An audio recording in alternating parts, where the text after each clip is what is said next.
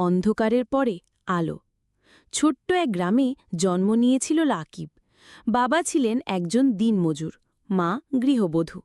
সংসার চলত কষ্ট করে, তবু মা বাবা সবসময় চাইতেন তাদের একমাত্র ছেলেটা যেন পড়াশোনা করে মানুষ হয়।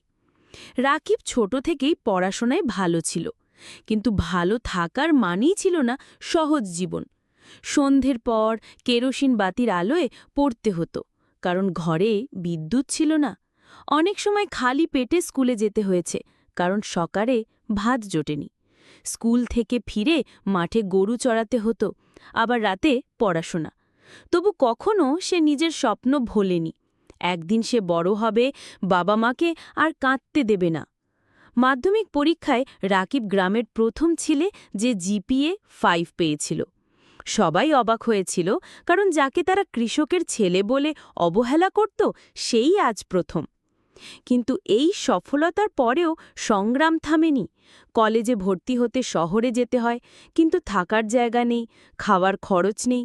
একটা হোটেলে বাসন মাজার কাজ নেয় সে।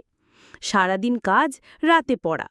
এত কষ্টের মাঝেও তার চোখে ছিল স্বপ্নের আলো। একদিন কলেজে এক স্যার জানতে পারেন রাকিবের সংগ্রামের কথা। তিনি সাহায্য করেন ফ্রি হোস্টেলে থাকার ব্যবস্থা করে। তখন থেকে রাকিব আরও মন দিয়ে পড়তে থাকে। এই সময়টা ছিল তার জীবনের সবচেয়ে কঠিন সময়। যখন বন্ধুরা সিনেমা দেখে, আড্ডা দেয়, তখন রাকিব থাকত লাইব্রেরিতে।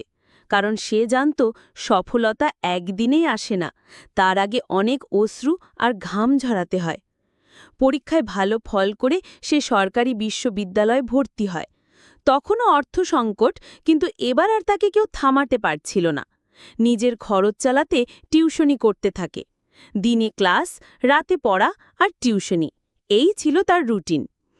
4 বছরের শেষে রাকিব দেশের সেরা চাকরিগুলোর একটিতে সুযোগ পায়। প্রথম মাইনে পেয়ে সে যা করেছিল সেটা আজও গ্রামের মানুষ ভুলেনি। সে তার বাবার হাতে তুলে দিয়েছিল একটি নতুন বাইসাইকেল, আর মায়ের জন্য এনেছিল একটি সোনার নাকফুল। গ্রামে যখন সে ফিরে আসে, তখন আর কেউ তাকে দিনমজুরের ছেলে বলে না। তারা বলে, এই ছেলেটা আমাদের গ্রামের গর্ব। উপসংহার: রাকিবের গল্প হাজার মানুষের এক গল্প, যারা সংগ্রামের মাঝে বড় হয়, যারা প্রতিদিন হার মানা পরিস্থিতিতেও হার মানে না। তার জীবনের প্রতিটি পদক্ষেপ আমাদের শেখায়, আলো পেতে হলে অন্ধকারে হাঁটতে হয়, কাঁটার